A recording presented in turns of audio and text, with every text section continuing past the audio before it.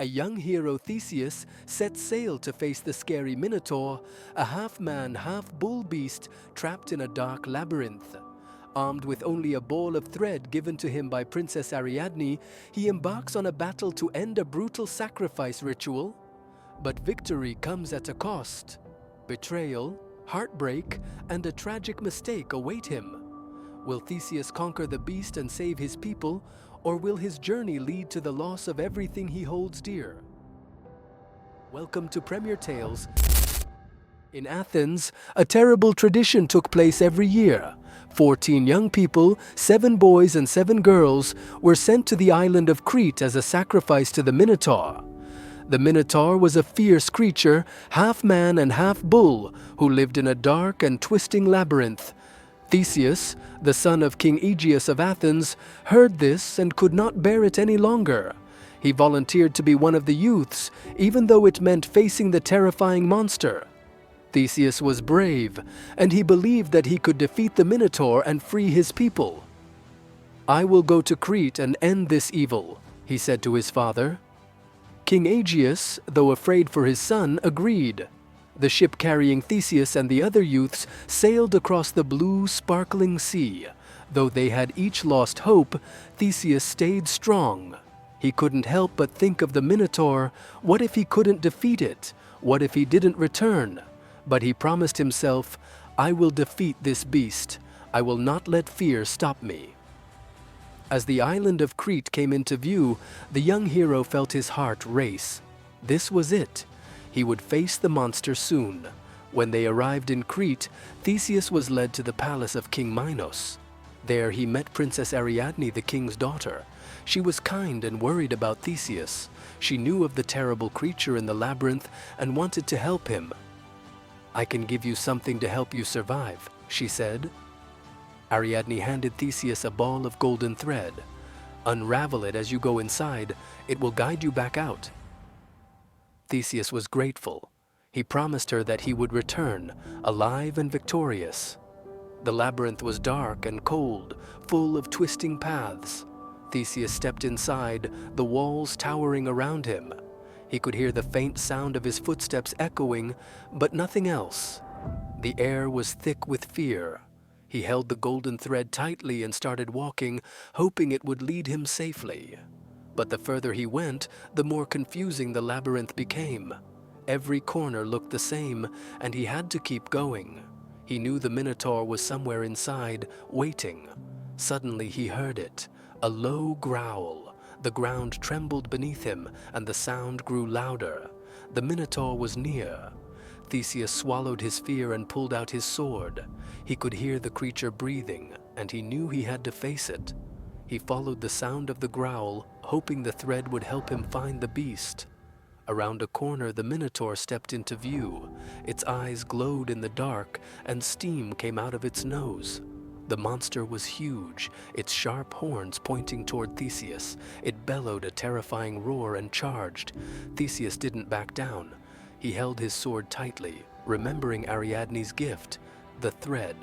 He stepped aside just in time to avoid the Minotaur's horns, feeling the wind from the creature's body. The fight was about to begin.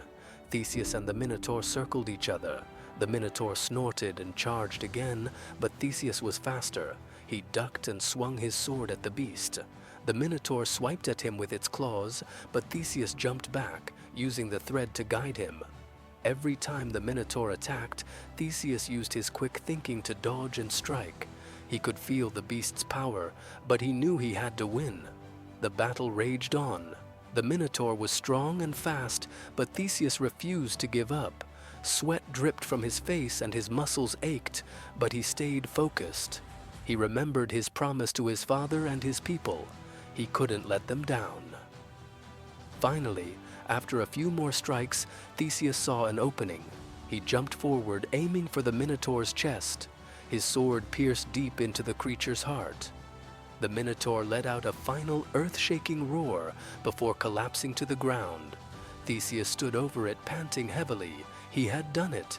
The monster was dead. He had freed his people from the terror, but now he had to find his way out of the labyrinth. Theseus held the golden thread in his hands and carefully retraced his steps.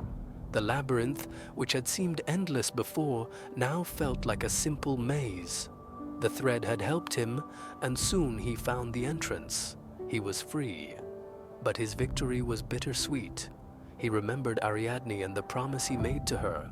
He had to return to her, alive and victorious. As Theseus sailed back toward Naxos, where he had left Ariadne, he couldn't shake the feeling that something was wrong. The sea was calm, but inside he felt troubled. What would Ariadne think when he returned? What would she say? But Theseus tried to focus on the victory. The Minotaur was gone. He had saved Athens. Everything would be okay. When Theseus arrived on Naxos, he found Ariadne waiting for him, her eyes full of hope. But Theseus, overwhelmed by the excitement of his victory and eager to return to Athens, made a sudden decision. He left Ariadne on the island and sailed away without her. He told himself it was the right thing to do, but deep down, he knew something was wrong. Ariadne had helped him. She deserved more than this. Ariadne watched the ship sail away. Her heart shattered. She had given Theseus the thread to save him, and now he was leaving her behind. The island was lonely, and she was left in silence. Theseus had broken his promise, and Ariadne was left heartbroken and alone. She could only watch the ship disappear in the distance. As Theseus's ship sailed back to Athens, he forgot something important. He forgot to change the sails. The black sails that marked defeat remained in place. King Aegeus, watching from the cliffs, saw the black sails and believed his son was dead. His heart sank with grief. In despair, he threw himself into the sea, never to be seen again. When Theseus arrived in Athens, he was greeted as a hero, but the joy quickly faded when he learned that his father, King Aegeus, had died. The news was devastating. He had not been able to change the sails in time, and his mistake had cost his father his life. Theseus fell to his knees, filled with guilt and sadness. He had defeated the Minotaur, but at what cost? Though Athens celebrated his victory, Theseus could not feel the joy. He had lost his father and his trust in himself. He remembered Ariadne's kindness and felt a deep sense of regret. I was wrong to leave her, Theseus thought, but what can I do now?